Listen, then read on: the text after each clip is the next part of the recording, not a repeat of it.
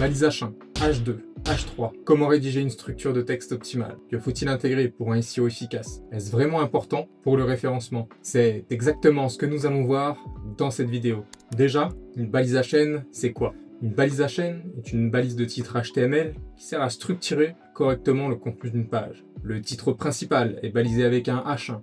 Un sous-titre sera en H2. Un sous-titre du sous-titre sera en H3. Vous pouvez ajouter autant de niveaux que vous le souhaitez. Certains contenus vont même jusqu'au H6, mais c'est plutôt rare. Ces balises informent les robots d'exploration Google sur l'organisation et la hiérarchie du contenu d'une page. Les règles pour une structure HN optimisée pour le SEO.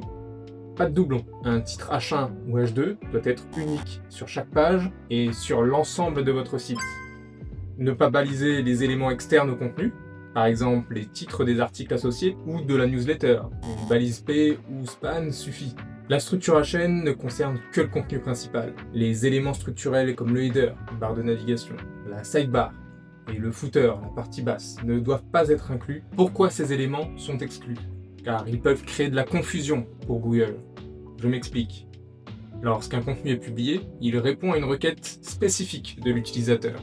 Si vous intégrez des éléments structurels ou des contenus associés dans la structure HN, vous perdez cette spécificité, car vous enrichissez artificiellement la page avec des titres qui ne font pas partie du sujet principal. Exemple concret, avec un article qui se nomme « Comment éviter les piqûres de moustiques en voyage ». En analysant sa structure avec l'outil MetaSEO, on constate que l'ordre des HN est respecté.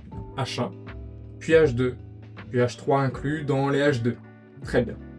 Mais en descendant dans l'article, on remarque qu'après le H3, la journée ou quand vous êtes actif, le balisage continue avec des titres comme assurance voyage, hébergement, etc. Ces titres ne font pas partie du contenu principal et ne devraient pas figurer dans la structure HN. Ils doivent être retirés. Exemple de bonne pratique. Prenons l'exemple d'un de mes sites. Lorsque je rédige sur Google Docs, la structure HN se concentre uniquement sur le contenu sans prendre en compte les éléments structurels. Résultat, H1 pour le titre principal, H2 pour les sous-titres, H3 pour les sous-titres des H2. Une fois cette optimisation effectuée, Google et les autres moteurs de recherche comprennent parfaitement la structure et les limites de votre contenu. Mais alors, est-ce vraiment important pour le SEO? Si vous devez prioriser vos actions après un audit technique, voici mon avis. La structure HN n'est pas un chantier prioritaire. Aujourd'hui, certains sites se positionnent très bien sans structure HN parfaitement optimisée. Pourquoi?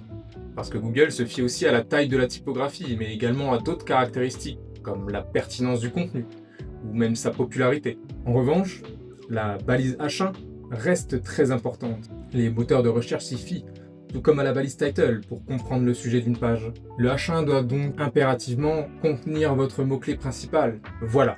Vous savez désormais comment optimiser la structure HN d'un contenu. Si vous avez encore des difficultés pour l'optimiser, n'hésitez pas à me laisser un commentaire. Et sinon, je vous dis à la prochaine.